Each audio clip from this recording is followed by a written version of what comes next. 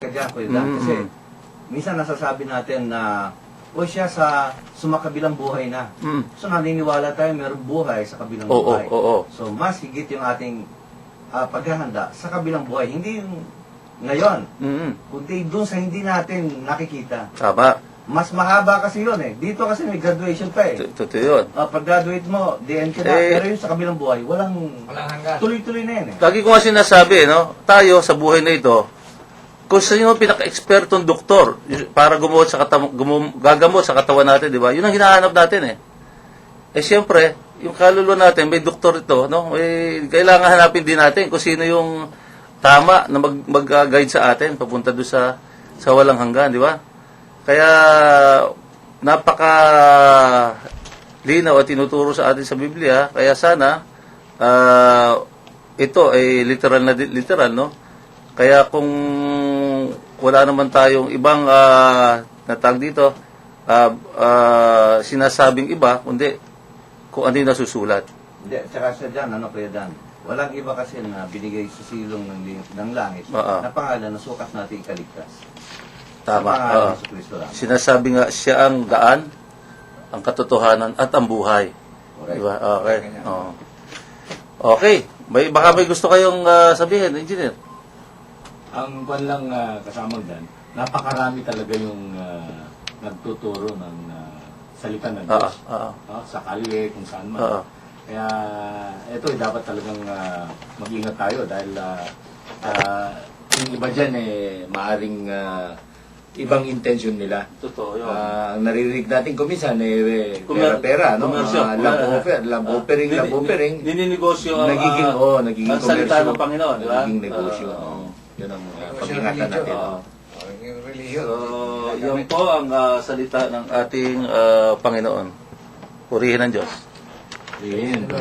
Okay, so dako na tayo doon sa ating mga bisita, Father. So, hindi ma-late siya. Pero gusto ko linawin muna sa kanila, no? Anong first name mo, Iha? Ay, pakiano mo yung mic lang, Father. Lapit mo sila dito. Lapit kayo dito sa may lamesa, no? Para, yan. Para hindi Nasa pool. Gusto ko lang linawin, no? Nasaan ba ngayon yung kaso? Kasi siyempre meron tayo mga technicality rito. Nandun pa po sa fiscal. Kasi ang last na hearing po namin, September 21. So, sinampa sa fiscal, hindi pa ito, walang resolution pa ito sa fiscal's office? Wala pa po. Ang sabi po sa akin ng fiscal, antayin ko na lang daw yung warrant of arrest. So, i-aan daw nila i-address dun sa address ko. So, until now po, wala pa akong Sige, para magkakaroon ng tanong ko lang, dapat pag may warrant of arrest, may resolution ang fiscal. Yun nga hinihintay ko lang dahil mula nung last year na September, hindi nila alam kung naisang para sa korte o hindi pa. Ngayon, mas maganda siguro, paliwanag muna yung istorya. Kung anong kaso ito, no? Ayan, Kaya ko lang tinatanong yan, kasi baka masubdivisi tayo, di ba? wala pa sa korte. Hindi, complain naman to tungkol doon sa resolution na ginawa kung nasaan na. Ganun, yun. Sige, in a very short, pakiano mo lang yung istorya para yung kuya ko po, nandun po sa bahay ng pinsan ko dahil po may pinsan akong galing ng province. So, gusto lang ng pinsan ko pumunta dun sa isang pinsan namin para magkita-kita po sila. At that time po, tamang-tama po nandun po yung kaano po ng pinsan ko yung... Saan ba nangyari muna ito? Sa West Fairview po. Dito lang pala. Republic Quezon City po. So, bali po yung una yung pinaka punot dulo daw po nung pangyayaring yun, kung bakit po nasama yung kuya ko. Yung pinsan ko po, binintahan po ng laptop ng daan. Tapos po, sabi ng pinsan ko, hindi daw siya mangangako na makukuha niya yan. Yung laptop na yun, iniwan sa kanila. Tapos pagkahapon po, iniwan ng suspect? Opo, iniwan po ng suspect. Tapos pagkahapon po, binalikan ng suspect para kunin na yung pera. Dumating yung pinsan ko, kapos daw siya sa pamamasada ng taxi. So, hindi niya makukuha yung laptop. Para yun lang ang dahilan na nagalit yung suspect. Nung time na nandun na yung kuya ko, yun doon siya namamaril na po. May baril, Opo. Binaril yung yung pinsan niya. Binaril po yung pinsan ko. Yung pinsan ko natamaan lang po sa may braso. Tapos yung kuya ko, dahil nakaupo, natamaan po siya sa dalawang hita niya po. Mhm. Yun po. Buhay ang kapatid mo? Hindi po. Nung August 14 po nangyari ng krimen na yan. Tapos po, na-hospital po siya ng 10 araw. Tapos August 24 po, namatay na po siya. Yung katoto, yung Kuya. tingga. Kuya. Yung tingga, pumasok doon sa ugat na bumara sa puso. Yun ang resulta kaya namatay. Ano pangalan ng suspect? Narciso Estrella po, alias June. So, sino may hawak ng kaso na piskal? Si Joselito Bacolor. Bacolor na ano ang kwasa niyan? Yung Sa piskal Quezon City po. Quezon City. katoto. Quezon City. Opo. Mhm. So, ano ang pinakahuling ng piskal? Ang sabi po sa akin ng piskal nung September 21, sabi niya, wala namang umapilang ikaw lang ang laging umapila na ikaw yung complainant. Sabi ko, sabi niya, pa natin, pasupinahan pa natin ng isa. Sabi ko, wag na po. Kasi pangalawang bis na po natin tayo ng hearing, hindi naman po umapila. So, sabi ko, na yan. Sabi ko, na yun, final sa korte. Tapos sabi niya po, antayin ko na lang daw yung warrant. Sabi niya, ipapadala lang daw sa address ko. So, ganun ba ang proseso? Pinapadala sa address niya? Hindi, yung korte yun. Kung sino yung complainant. Siyempre, address niya yung nakapile doon na complainant. Sa kanya madadala yun. Ngayon, kung mostly, hindi naman ganun eh. Hindi ganun pa ang pagkakalam ko eh. Papalo mo sa korte, hingi ka ng kopya. Kopya lang, no? Yun. At saka pag may warrant, di siyempre, ibibigay sa pulis yun, sa pulis, sa NBI. Yun nga po eh. Yung po ang hinahantay namin, yung warrant. Kaya nga, para maganda siguro, yung sinasabi ko sa inyo kanina, pumunta kayo sa Clerk of Court ng Quezon City. Doon malalaman kung naisampa sa korte at kung saan korte napunta. At doon paglalaman nyo kung saan korte napunta, pumunta kayo sa branch na yun kung saan. At doon makakahingi kayo ng copy ng warrant of arrest. Tapos yung warrant doon sa pupulisan, di ba? Yun. Kung may kaibigan kayong pulis, itimbre nyo doon sa NBI para anytime na makita, madaling mahuli yung tao. Baka pwedeng matulungan ng mga anak mo. Bagay, dalawa yan ang pulis. Medyo... Pwede Kumuha muna tayo warrant para... Yun nga po din hinahantay namin. Para baka matulungan ng mga anak mo.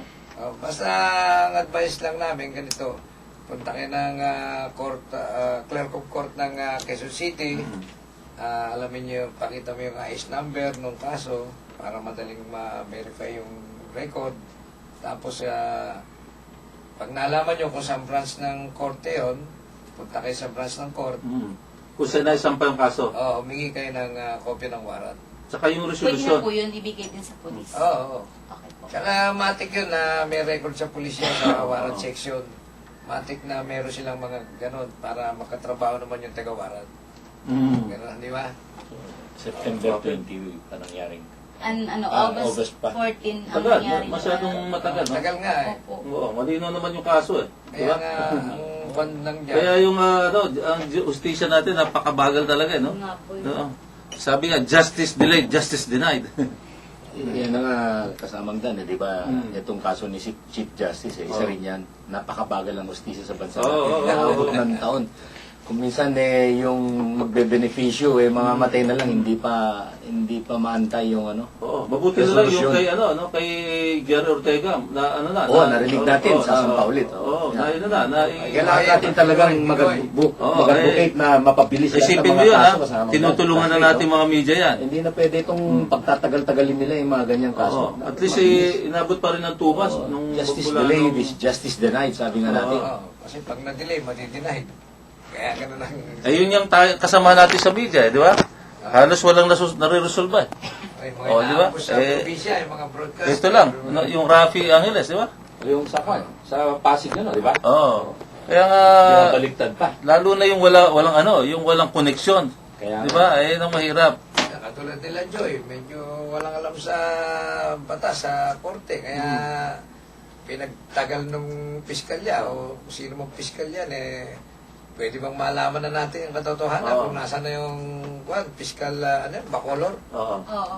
Sige, Kasi para dito po, ma-trace nyo, pumunta kayo kay Piskal, saan na napunta yung kaso, doon i-trace back nyo, no? Para then, mabigay yung informasyon sa inyo kung saan naisampa yung kaso, no? Sa trial court, no? And then, doon nyo kayo makuha ng Kopya ng warrant. Oo. Sa Magdan, pagka ganyan mabagal ang isang kaso sa korte natin, saan ba magre-reklamo? Mukhang sa Supreme Court yata. Tama ba yan? O sa Ombudsman? Hindi ko lang Hindi, kabisado. yung ombudsman kasi mga government official doon, ano? Hindi, government official din yung mga kwan eh. Siya, tama, tama, Saan ba? Actually, sa ombudsman, oo. Kasi may ano yun eh. DOJ, katoto. DOJ kasi under ng DOJ yan. Hindi. Department of Justice. Pwede nyo nilapit doon sa mga Oo. pinagkulan, nireklamo. Baka may nakikinig si Laila de Lima ba? Di ba? Baka nakikinig last time kaya napabilis yung kay Jerry Ortega. Di ba? Pagkatapos ng last week wala, nasa isang pa yung kaso, di ba? Malay mo dito pala nakikinig. Kaya may pag-asa tayo. Oo. Kaya po, magpapasalamat na po ako. At samahan natin ng prayer, no? Opo. Lagi kasama yun ito. Bakit lang na Sana po mabigyan ng manawagan ka?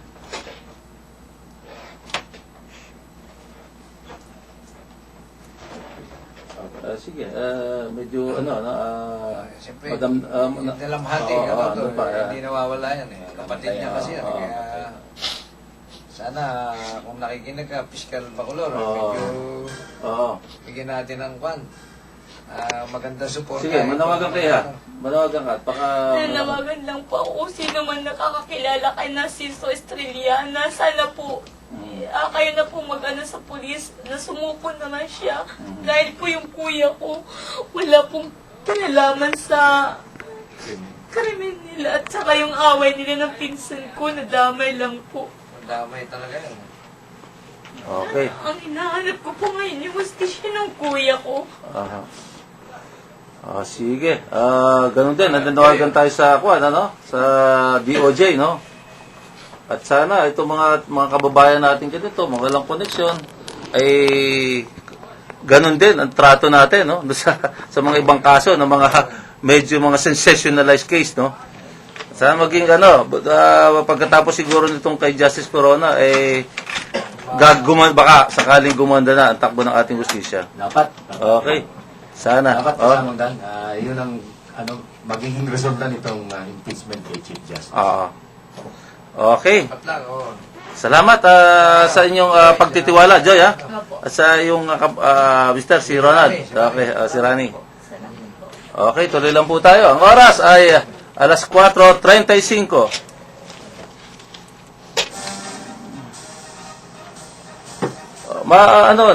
Madako tayo dun sa nabanggit ko kanina, no? Yung nangyaring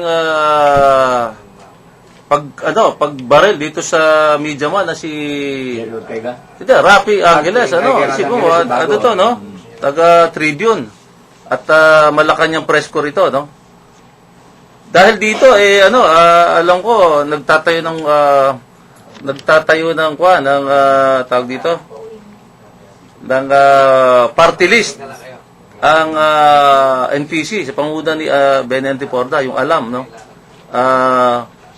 Para mas maisulong, parang ang bagal ng ating pagsulong doon sa Congress Kasi wala tayong wala tayong party list na gumagalaw doon sa Congress.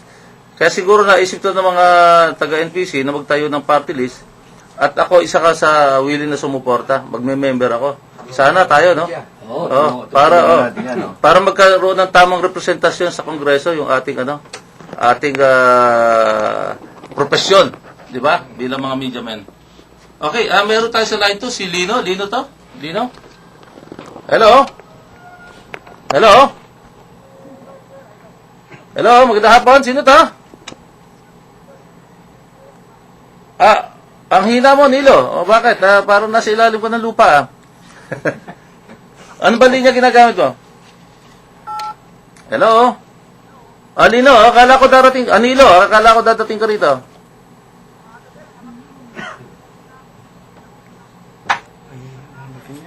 Ganun ba? O sige, di ba may re-report ka ba? Pwede ka naman next week, di ba? Subukan mo makarating dito.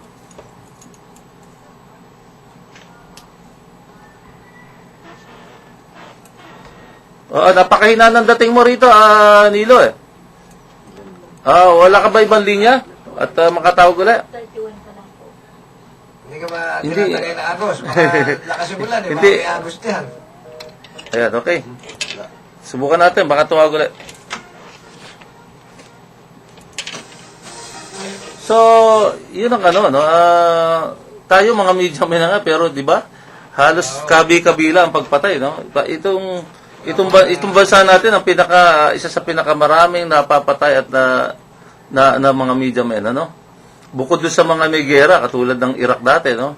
Ay, mga, Number 2 sa Iraq. yung mga Oo. nagko-cover ng balita sa gera. So may mga rason ito kung bakit, no? Isa rin niya siyempre, may dapat din linisin sa ating lahanay, di ba? So nagkakaroon ng yung respeto ba siguro ng mga ating ng mga tao rin sa atin, ano? At lalo na yung mga binabanatan ng ating mga kapatid sa media. Siyempre, hindi sila natatakot, no? Ang binabaril ay mga messenger,